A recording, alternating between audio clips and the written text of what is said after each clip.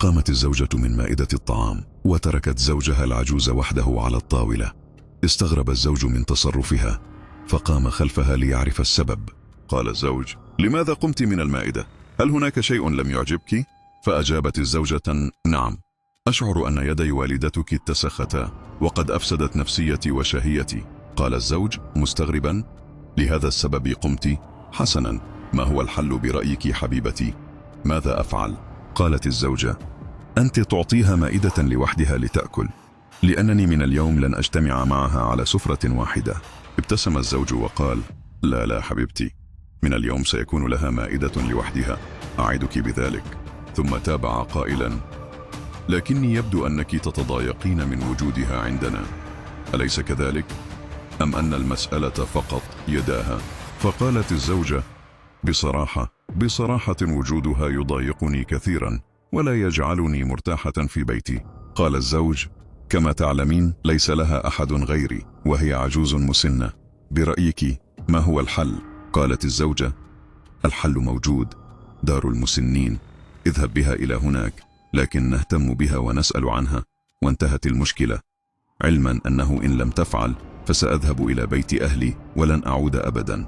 قال الزوج متظاهرا بالموافقة: حسنا حبيبتي، ولا يهمك، أهم شيء سعادتك، سأذهب بها إلى دار المسنين كما أخبرتني، فكرة رائعة ونالت إعجابي.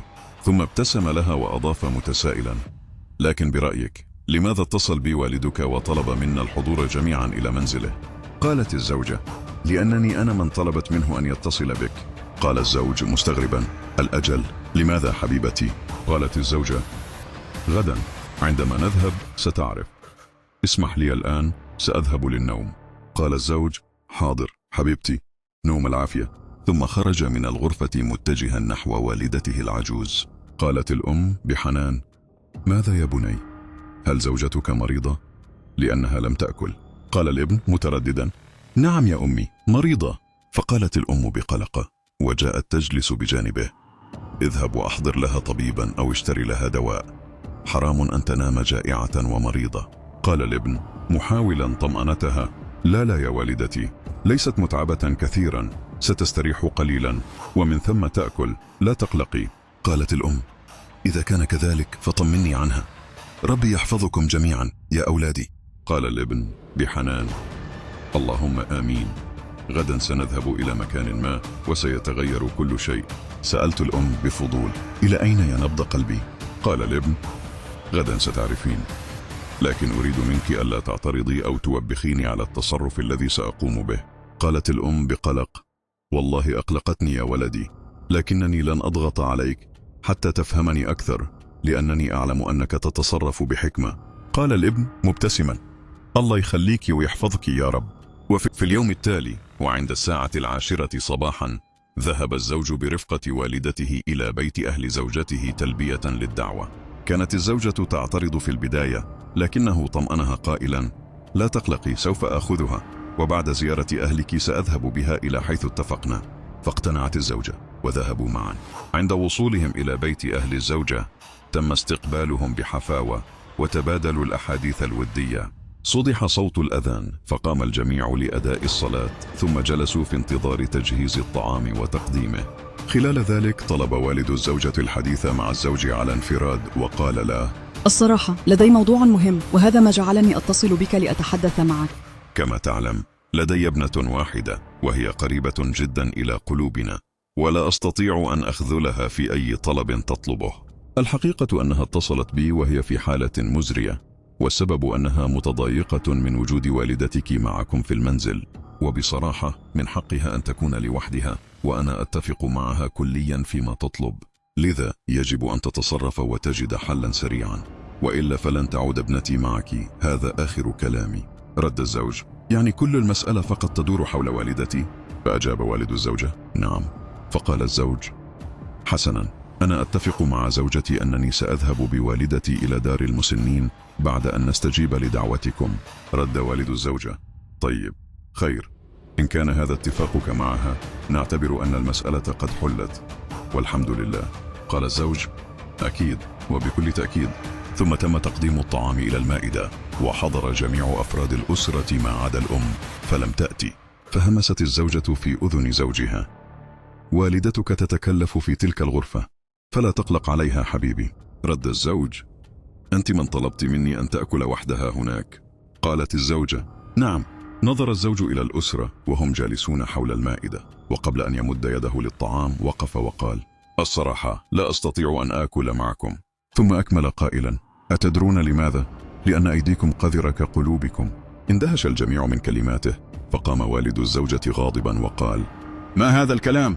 نظر الزوج إلى زوجته وقال: هل تشعرين الآن بالاحتراق؟ كبركان متفجر. هكذا كان قلبي بالأمس عندما قلت هذا الكلام عن والدتي. ثم التفت إلى والديها وقال: دعوتني لأجد حلا لأمي وأطردها من منزلي دون أن تبالي، ولأن ابنتك طلبت منك ذلك أطعتها بلا تفكير.